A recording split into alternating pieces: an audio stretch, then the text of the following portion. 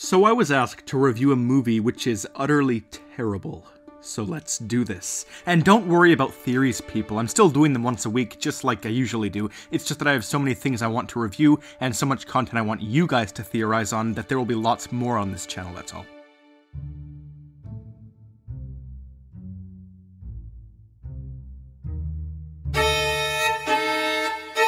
Hello, I'm the Theorizer, and this is considered to be, by many, the worst movie of all time, of Adam Sandler at least. Now, I honestly don't hate this movie. I think that it's so weird that some parts made me cringe so hard I laughed. And of course, this scene is sort of ridiculously chuckleable, but when I put it through my review system, how will it hold up? So what is this movie about? It's about Adam Sandler and Adam Sandler's twin sister, Jack and Jill.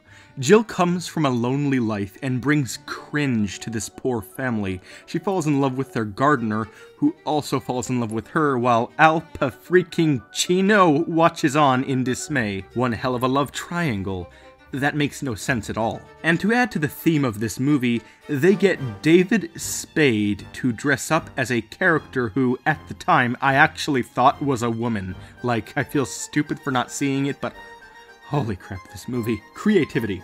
So, I honestly don't know what to say about this movie. I suppose it has some creativity in the sense of, Al Pacino's mental breakdown leading to something inane and inexplicable, but I have to give them at least 1 point for the movie itself being, well, a movie.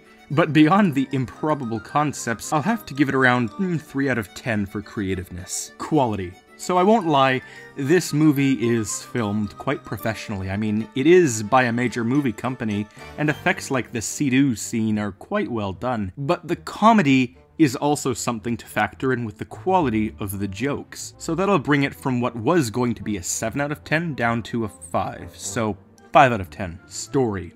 So the story is very basic and standard, more so than most other Adam Sandler movies.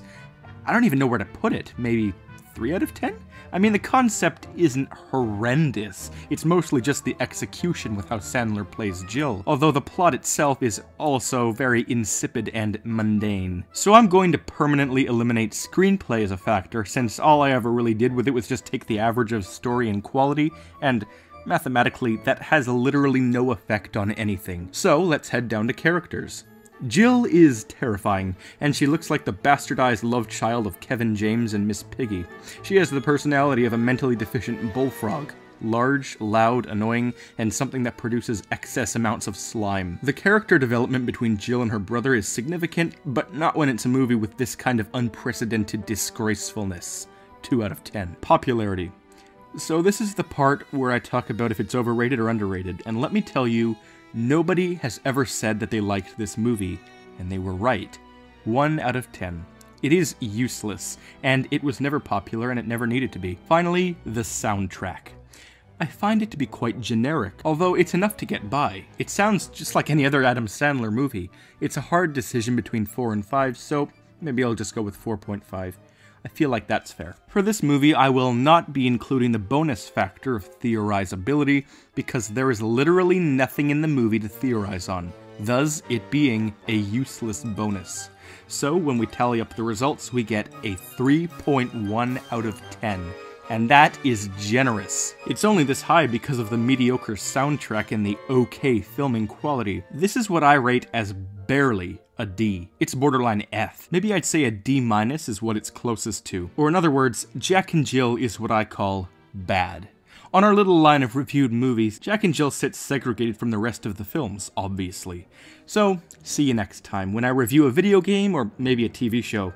I am currently in the works of making a theory on The Incredibles, so expect that sometime in the next week or so. And for those of you hating on my mini-series, why? It isn't cutting into the schedule at all, it's just an extra thing on the side for those people who really want to solve something. Because when the series does finish, it'll be a fantastic grand story. And stop making fun of my animation and robot voices, so, okay, you can keep making fun of that. I know I'm ghetto. I'm ashamed, so, bye.